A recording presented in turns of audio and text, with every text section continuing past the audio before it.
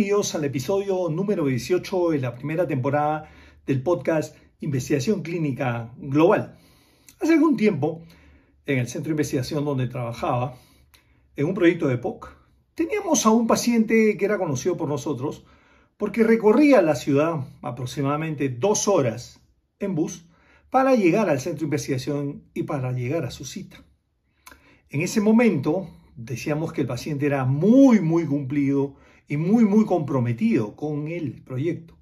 Sin embargo, teniendo tanta limitación en su enfermedad y teniendo tantos problemas para llegar acompañado, siempre fue considerado como un reto su participación, sobre todo porque el EPOC era un EPOC severo y muchas de las visitas que realizaba el paciente se relacionaban simplemente con entregar el inhalador usado y recibir un inhalador nuevo y llenar un par de cuestionarios hechos en papel. Esas épocas han ido cambiando y han ido evolucionando como ha evolucionado el mundo de los ensayos clínicos. Esas visitas presenciales han sido trasladadas, por lo menos en parte, a visitas virtuales que han ayudado al compromiso o a la permanencia del paciente en los proyectos de investigación o protocolos y además a conseguir más pacientes que participen sin la restricción de la distancia, el tiempo o algún otro problema que impidiera su presencia en el centro de investigación frecuentemente o el número de visitas programadas. La innovación en la industria farmacéutica es muy grande, como nosotros sabemos, pero lo que sí hemos encontrado, y esto en realidad en general es para todos los temas, existe una suerte de retraso o enlentecimiento en los procesos regulatorios para adaptarse a esa realidad. Los modelos tradicionales de los ensayos clínicos han ido aumentando conforme pasan los años, pero además el modelo tradicional tiene diferentes retos logísticos, geográficos y operativos que hacen cada vez más retador el desarrollo en múltiples países. Con el auge de la tecnología, y esto a raíz y aumentado por la pandemia del COVID, se comenzaron a desarrollar muchos ensayos clínicos con personas, por ejemplo, confinadas en sus domicilios y que permitieron el desarrollo rápidamente de opciones ágiles, centradas en el paciente y potencialmente más eficientes.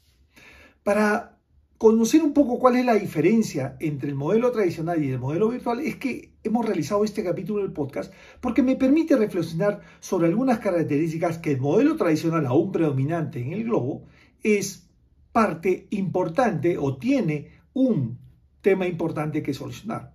La presencia del paciente en el centro de investigación para todas las visitas, la recolección manual, aunque eso a ciencia cierta ya ha ido disminuyendo conforme el desarrollo de la innovación ha ido siendo presente en este campo, el uso extenso del papel, los altos costos logísticos y operativos y un mayor tiempo de reclutamiento y seguimiento son algunas de las características que estos ensayos clínicos tradicionales tienen. ¿Tienen ventajas? Por supuesto, como cualquier ensayo clínico, y de hecho hasta la fecha mucha de la información o el desarrollo de la evidencia se basa fundamentalmente en este tipo de estudios. Hay un control riguroso del protocolo, hay un acceso directo a las muestras y evaluaciones físicas de los pacientes y hay una familiaridad que siempre es muy importante por el nivel de engagement y compromiso que desarrolla el paciente con el personal del centro. Pero sin embargo, como cualquier otra actividad, los ensayos clínicos tradicionales tienen algunas desventajas, como por ejemplo hay una menor diversidad poblacional por barreras geográficas. Tenemos un estudio clínico en una ciudad con 10 centros de investigación que muchas veces comparten locaciones con poca distancia y hay una limitación de la participación de pacientes de otras localidades. Hay una alta tasa de deserción por los requerimientos presenciales. El ejemplo que les comenté es muy importante recordarlo. El paciente tenía 83 años inclusive y no había forma por el diseño y protocolo de cambiar a un modo de visita virtual. Y además los costos elevados en los desplazamientos, monitorización y gestión de datos. Este es el escenario típico de un ensayo clínico llamado tradicional. Los ensayos virtuales que han venido de la mano con el desarrollo de la tecnología ocupan poco a poco a nivel global un punto importante para poder desarrollar estos proyectos de investigación. las ventajas o características que tienen estos proyectos es que utilizan la tecnología para el consentimiento informado, electrónico, el e-consent, la telemedicina, los distribuibles y las aplicaciones móviles son parte importante de estos proyectos. Además, el seguimiento de los pacientes ya no necesariamente es presencial, puede ser virtual, híbrido, presencial y virtual. Muchos estudios se desarrollan ahora totalmente virtuales y hay una, si se quiere, digitalización del flujo de datos, ¿no? A través de la captura electrónica, que ya lo tenemos en los modelos tradicionales también, y en los cuestionarios para los pacientes que se aplican a través de sus móviles. Tiene ventajas, por supuesto, como podemos imaginar, y todos los que trabajamos en forma remota o hacemos telemedicina, podemos llegar a distancias antes no previstas o antes inimaginables, podemos reducir los tiempos para la accesibilidad, por ejemplo, al monitoreo remoto, o los costos operativos se supone que van a ir disminuyendo conforme esto se vaya innovando e implementando en diferentes centros de investigación. Además, los datos los puedo conseguir en tiempo real con un menor riesgo de error humano. ¿Tiene limitaciones? Por supuesto, al igual que el modelo tradicional, este modelo tiene algunas limitaciones como dependencia de una infraestructura digital y conectividad. De hecho, conocemos algunas regiones a nivel global que todavía tienen una restricción en este tipo y es una limitante para el desarrollo de este modelo de investigación. Además, hay un entrenamiento requerido como para cualquier otro protocolo, pero además con el manejo de las tecnologías. Y por otro lado, como dije al inicio, los desafíos regulatorios y éticos en algunas regiones. Pero a ver, cuando hablamos de investigación clínica también tenemos que hablar que cuáles son los reguladores principales de esta actividad. Y en este aspecto tenemos a la FDA en Estados Unidos y a la Unión Europea. La Agencia Europea de Medicamentos y la FDA han desarrollado algunas reglamentaciones con respecto a esta innovación y van caminando de la mano con el progreso del ensayo clínico. Por ejemplo, la FDA tiene la Guidance for Industry del 2023, es un documento que sirve de orientación para los patrocinadores de ensayos clínicos en el tema de ensayos clínicos descentralizados. Este documento engloba aspectos importantes con respecto al uso de la tecnología remota, al consentimiento electrónico informado, al monitoreo remoto, a la telemedicina y visitas domiciliarias, y sirve de base para que los patrocinadores de ensayos clínicos puedan desarrollar nuevos proyectos de investigación basados en este modelo de descentralización de ensayos clínicos. Ahora bien, algunos aspectos particulares de la FDA con respecto a ensayos clínicos remotos va relacionado con el Centro de Excelencia Digital en Salud, que forma parte de esta ventaja que la FDA toma con respecto al desarrollo de la regulación, tan importante para que la innovación se desarrolle. Es decir, la FDA ya tiene un enfoque regulatorio basado en el riesgo, son flexibles, algo que es muy importante en una agencia regulatoria, ya ha normado el uso del consentimiento electrónico, el consentimiento informado electrónico, ha aceptado la telemedicina, de hecho la promueve y fomenta el tema de acuerdo a una evaluación de riesgo-beneficio que todo proyecto de investigación debe tener. Esto hace que la documentación sea mucho más rápida, tomada en tiempo real y que sea validada, primero aceptada y luego validada como parte importante de sus procesos regulatorios. ¿Qué ha hecho, por otro lado, la Agencia Europea de Medicamentos? En este aspecto ellos también han diseñado una estrategia regulatoria relacionado a temas virtuales y remotos y llamado la estrategia regulatoria para el 2025 y tiene acciones concretas, evidentemente. Se ha formado la guía de ensayos clínicos descentralizados, publicado en el 2022, que también menciona algunos temas importantes con respecto al consentimiento informado electrónico, la toma de datos virtuales, el monitoreo virtual, la telemedicina, es decir, las visitas no presenciales, la entrega de medicamentos, un factor importante tomado en el primer ejemplo de la vida real con respecto a solo concurrir al centro de investigación para recoger el inhalador nuevo y dejar el inhalador antiguo, cuando el centro podía enviar a alguien para eso. Y además, sobre todo importante, con el auge de los estudios de costo-utilidad y que tienen necesariamente que realizar algunos patrocinadores para el ingreso de nueva tecnología sanitaria en algunos países, el uso de los Patient Report Outcomes, que son importantes porque incluyen la percepción del paciente con respecto al tratamiento que está recibiendo en el ensayo clínico. No solamente las medidas clásicas de eficacia y seguridad que todo proyecto de investigación tiene. Esto es muy importante porque permite acelerar la modernización de ensayos clínicos en Europa, donde estos ensayos incluyen ya modelos virtuales y tecnológicos como ejes de innovación. En ese aspecto, la Unión Europea ya ha tomado cierta ventaja porque tiene un entorno regulatorio progresivo, estructurado, ha aceptado el consentimiento informado electrónico, bajo, por supuesto, las normativas locales de cada país de la Unión Europea, igual que la FDA, la telemedicina, y además está apoyada por directrices específicas con respecto a cada parte de los ensayos clínicos descentralizados. Hay entonces una suerte en esta parte del globo, y de hecho, si nosotros revisamos dónde se desarrollan más ensayos clínicos, ya ustedes saben muy bien que es en Estados Unidos y en Europa. Es decir, ellos caminan al ritmo que la innovación requiere con respecto al descubrimiento de nuevas moléculas. Ahora bien, también sabemos que en Latinoamérica nosotros caminamos un poco más lento con respecto a los organismos regulatorios como la Unión Europea, la EMA o la FDA.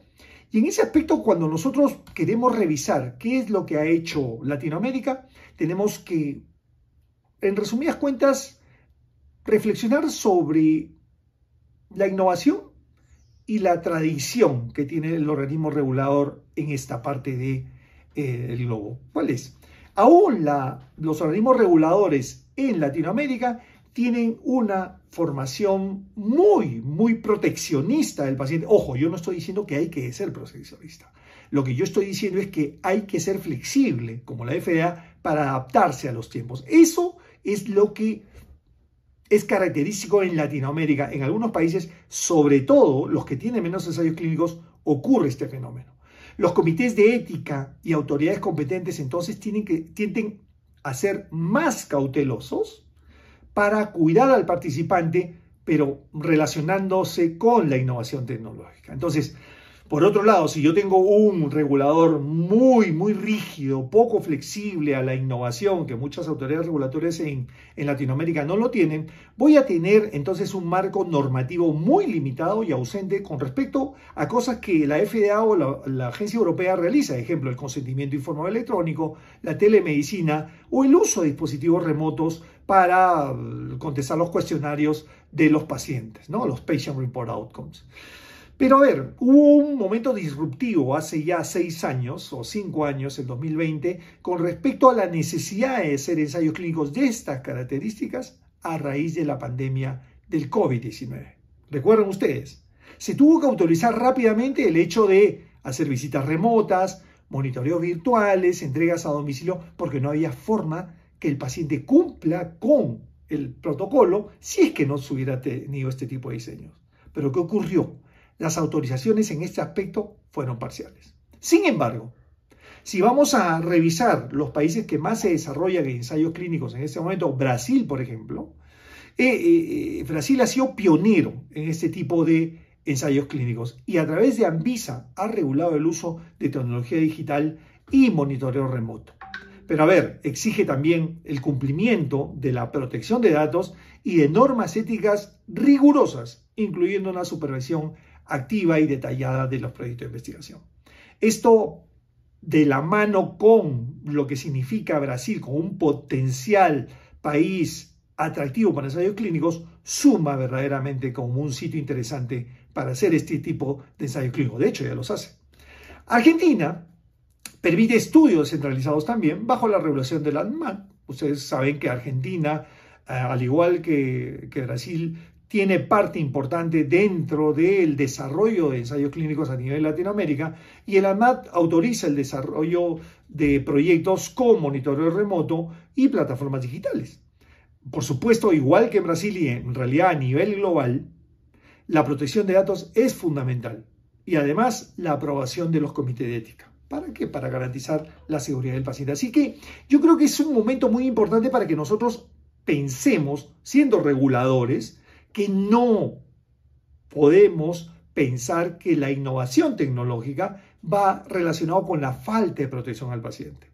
Hay que adecuar la norma, y los que hacen proyectos de investigación tienen que adecuarse a esa norma para poder brindar esta facilidad de desarrollo tecnológico para los pacientes y de hecho cuidándolos, por supuesto. México permite este tipo de estudios a través del COFEPRIS, que regula también, al igual que Brasil y Argentina, este tipo de estudios. Por supuesto, deben cumplir las buenas prácticas clínicas, debe tener aprobación ética y un bien claro reglamento con respecto a la protección de datos. El consentimiento también es permitido, al igual que en Brasil y Argentina, darlo de manera electrónica. Chile, que ha tenido una actividad muy importante en los últimos años, de hecho, en este momento, abril de 2025, es el país en Latinoamérica que por millón de habitantes tiene más ensayos clínicos, incluso más que Brasil, pero en número absoluto no.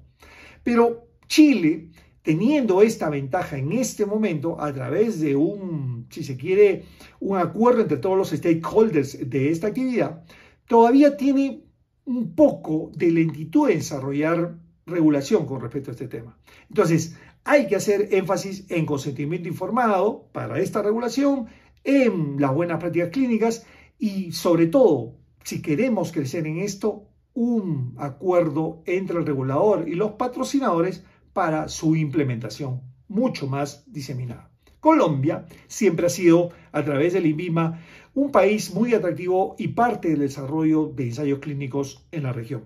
En este aspecto, al igual que los demás países, se ha tratado de adaptar no totalmente a estas nuevas tecnologías y permite el monitoreo remoto, permite previa aprobación ética algunos aspectos relacionados con las visitas o visitas híbridas, presenciales y virtuales, pero sobre todo teniendo la aprobación de los comités de ética y adaptado a las reglas de protección de datos. No quiero dejar de lado la revisión acá en Centroamérica, mencionando a Guatemala y a Costa Rica, que son dos de los países que más ensayos clínicos tienen en este momento en la región. Guatemala, lastimosamente, aún no tiene una regulación específica para este tipo de ensayos clínicos, pero permite el uso de telemedicina y monitoreo remoto, garantizando la integridad de datos. Es muy interesante. Guatemala, con la población que tiene en la región, ventajosamente en la región, debería ya adaptarse para permitir un mayor crecimiento en este aspecto. Éticamente están alineados, pero hay que desarrollar reglamentación. Y Costa Rica, que es uno de los países que también en la región ha desarrollado mucho el aspecto de ensayos clínicos, regula a través de la Caja del Seguro Social y del Ministerio de Salud el uso de tecnologías de salud, las permite, de hecho. Y los estudios deben cumplir con las normas éticas y regulatorias locales. La evaluación es estudio por estudio, pero creo que es muy importante que Costa Rica, y al igual que Panamá, que queda fuera de este análisis, pero creo que es una buena forma de hacer crecer ensayos clínicos en Centroamérica y en el resto de Latinoamérica. El consentimiento informado, la norma ética, debe ser adaptado para esta modalidad remota en toda la región. Ahora, pero alguien que hace ensayos clínicos en esta parte del continente, en Latinoamérica, dice, pero esto se está haciendo realmente ya.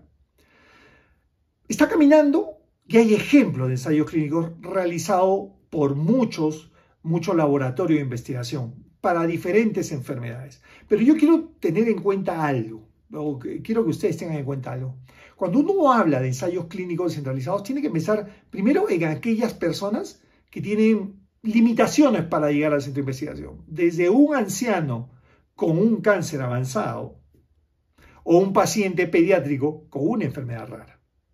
Y en ese aspecto es que yo tengo que englobar la aprobación de ensayo clínico basado en forma personalizada, si se quiere, a este tipo de ensayo clínico. ¿Para qué población específica voy a tener esta regulación y voy a poder beneficiar con este tipo de ensayos clínicos?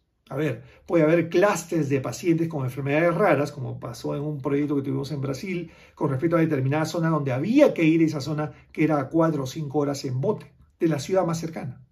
Para eso sirve este tipo de ensayos. Por supuesto, el principal ejemplo tenemos en la vacuna del COVID, ¿no?